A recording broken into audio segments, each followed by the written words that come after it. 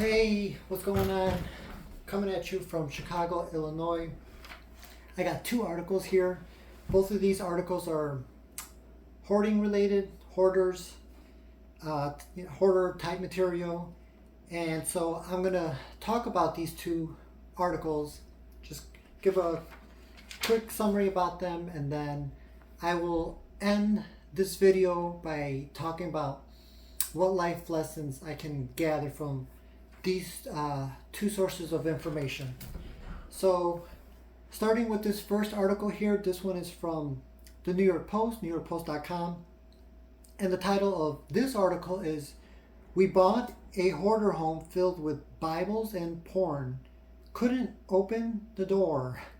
So it was definitely an oddball article that I found online. And in the article, it wasn't just Bibles that they found, but it was also like Catholic Church type information. And then as far as the porn is concerned, it didn't appear to be like a bunch of scattered porn movies. It looked like a lot of pornographic like type magazines, Hustler, Playboy, that kind of stuff. So with this article, it says, a seemingly guilt-ridden hoarder who loved his faith and porn filled his house, leaving his entire collection of X-rated and religious materials behind. And the article, it doesn't go into what happened to this previous owner, if he passed away, if for whatever reason he just abandoned the house. It doesn't talk about that. And then so anyways, this woman, Sydney Lima, who's 27, and her boyfriend, who's also the same age, they were apartment hunting, and they happened to find a home in New Jersey that was cheaper than most of the apartments that they were looking at. And it turned out to be that they found this hoarder home with all this crap in it. When they finally got a viewing of the home, they said that there was not an inch of the house that wasn't full.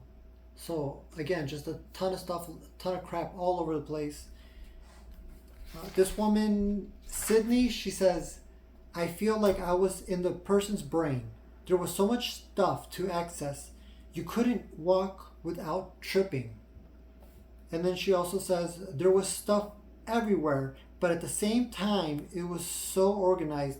It was amazing." So getting back to what she said, I feel like I was in the person's brain. So if you were to walk around my apartment, I don't own a TV. It's a very simplistic apartment, very simplistic layout. Obviously I have this desk, a sofa, a bed, and then a table. Nothing fancy, nothing luxurious. So just if you were just again to walk around my apartment, you could kind of gather I'm just a pretty simplistic, straightforward guy. So this couple, they ended up going ahead and purchasing this house, and they ended up getting a small bonus. They were able to save some of the records, glasses, and vintage playbill covers, and they ended up using it as decoration. So that was kind of cool. And then the article talked about that they donated a lot of the books that were left behind.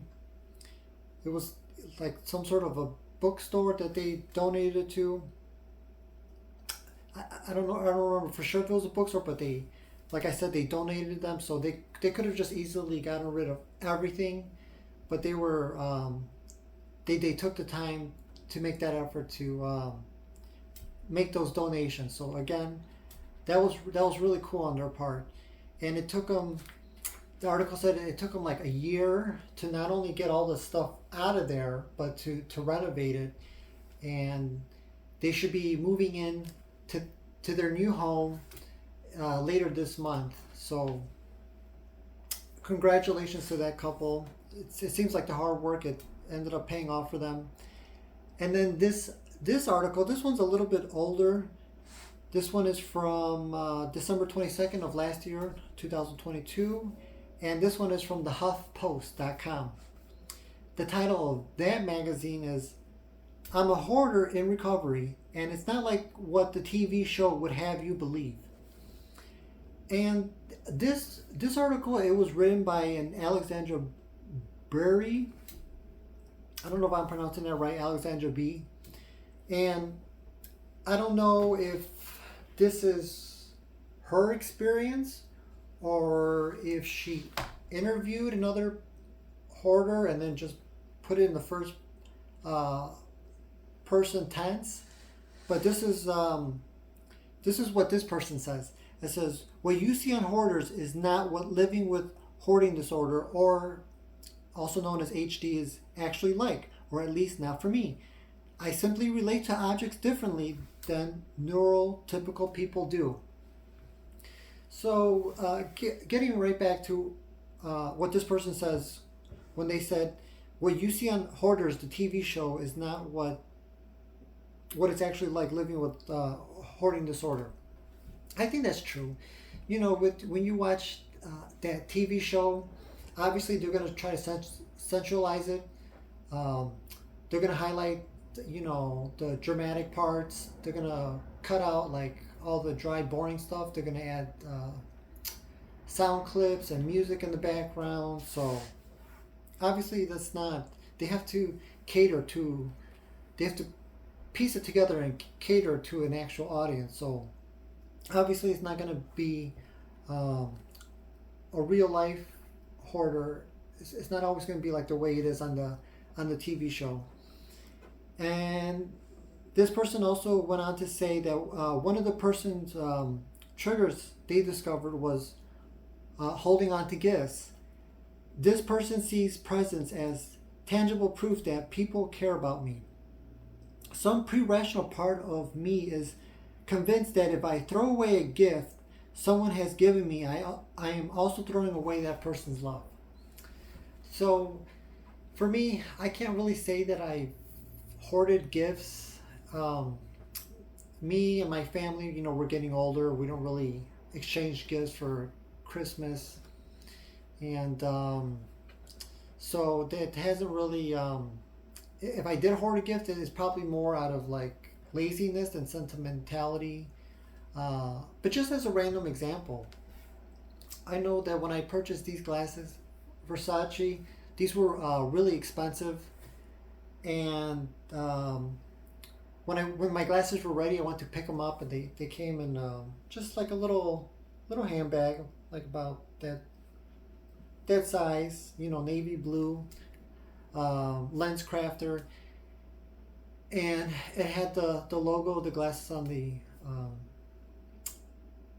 No, I'm sorry. It was, I think, the lens crafter logo on the outside of the bag.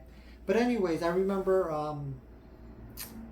holding on to that bag, and I held on to it for a while, and I guess from like reading this information, I can kind of gather the reason why I held on to that bag. It's because they were attached to this expensive purchase, and maybe on a subconscious level, I didn't want to throw away a bag that was associated with such an expensive purchase. So that was just a random example of something that I had hoarded. So that was the two articles.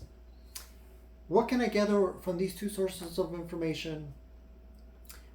Going back to the TV show Hoarders, which I enjoyed some of the episodes. Looking back on some of the episodes, and some of these people who hoarded their homes, I would probably say that a lot of them, they had self-esteem issues, self-worthiness issues, and it takes a couple of episodes to come to that conclusion, because I know initially, like most people, I was just like, what would possess these people to live like that? To like literally not throw anything away. Just to walk through piles of trash on a daily basis. I couldn't understand it.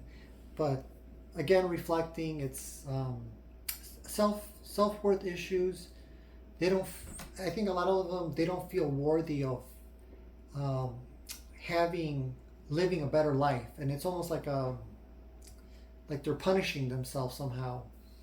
So that was I thought that these were kind of cool, a little bit different articles to talk about. So that was today's video. If you guys enjoy this comment, if you guys enjoy this content, please support me. Please follow me. I will try to find interesting material to talk about on this channel. And I don't want this to be just a one-way street where I'm just talking to you guys and you guys are the only ones learning. I want this to be a two-way street. Um, it's my hope that you guys can gather something, take away something from these videos, but also I want to be able to learn from you guys, from your feedback, and if you put comments in the comment box, I want to be able to take away what you guys have to offer. So that's what's really cool about YouTube, is that we can experience this journey together. So that was today's video, and I hope to see you guys in the next video.